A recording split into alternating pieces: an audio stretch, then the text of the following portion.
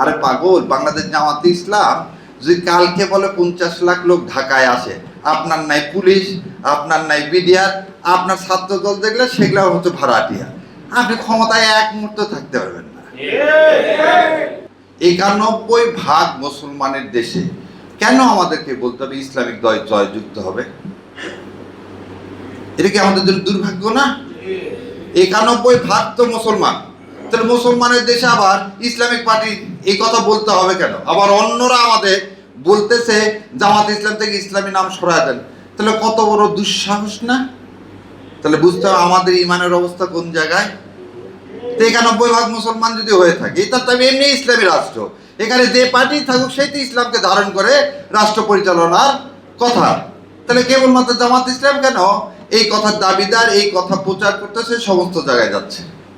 হরিপুর যদি সিলেটে হয়ে থাকে তাহলে তো আমার তেল কম হওয়ার কথা না, কারণ আমার গ্যাসের সাথে অর্ধেক পেট্রোল আর অকটেন অলরেডি আসে মাটির নিচ থেকে, আল্লাহ সে নিয়ামত আমাদেরকে দিছে। বাকিটা আসে কোথায় থেকে?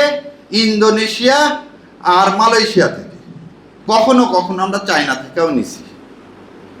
আপনি এখন বলেন, আপনাকে যে বললো ইরানের যুদ্ধের কারণে আপনার তেল নাই, এটা কি সত্য না মিথ্যা কথা? বেশি বেশি গোল্ড কিনে হাফ গ্রাম গোল্ড বার জিতে নিন প্রতিদিন। তাহলে এই যে মিথ্যার উপর দিয়ে একটা লোক ঢাকার জন্য কি করা হয়? এই ক্রাইসিসটা তৈরি করা হলো যাতে জুলাই সড়কে আমরা কোনো আন্দোলন না করি। আরে পাগল, বাংলাদেশ জামাতে ইসলাম যদি কালকে বলে 50 লাখ লোক ঢাকায় আসে, আপনার নাই পুলিশ, আপনার নাই বিডিআর, আপনার ছাত্র দল দেখলে সেগুলো হচ্ছে ভাড়াটিয়া, আপনি ক্ষমতায় এক মুহূর্ত থাকতে পারবেন না।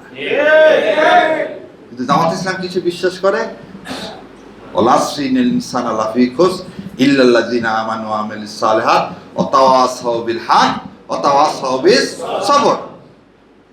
আমার আমির জামাতের এই সবরকে আপনি যদি দুর্বলতা ভাবেন, তাহলে ক্ষতি আপনার, আমার না। কারণ আল্লাহ জমিনকে প্রস্তুত করছে বলে আপনাকে চুরি করে ক্ষমতায় আসতে হয়েছে, তাই কিনা বলেন? নবী যখন প্রথম মদিনাতে যায় তখন কি তাকে ক্ষমতা দিতে চাইছিল ইহুদিরা?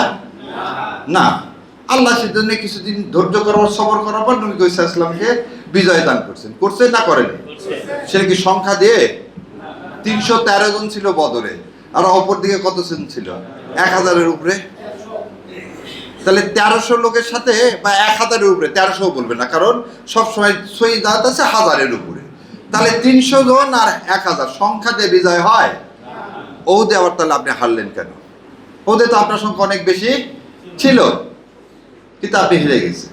আবার আল্লাহ দেখেন, নিকৃষ্ট মানুষ বলা হয় পৃথিবীতে, সেটা হচ্ছে ওদের ময়দানে খালিদ বিন ওয়ালিদের জন্যই কিন্তু মুসলমানরা সেদিন পরাজিত হয়েছিল, এবং আমার প্রিয় নবী তার চাচাকে হারাইছিলেন।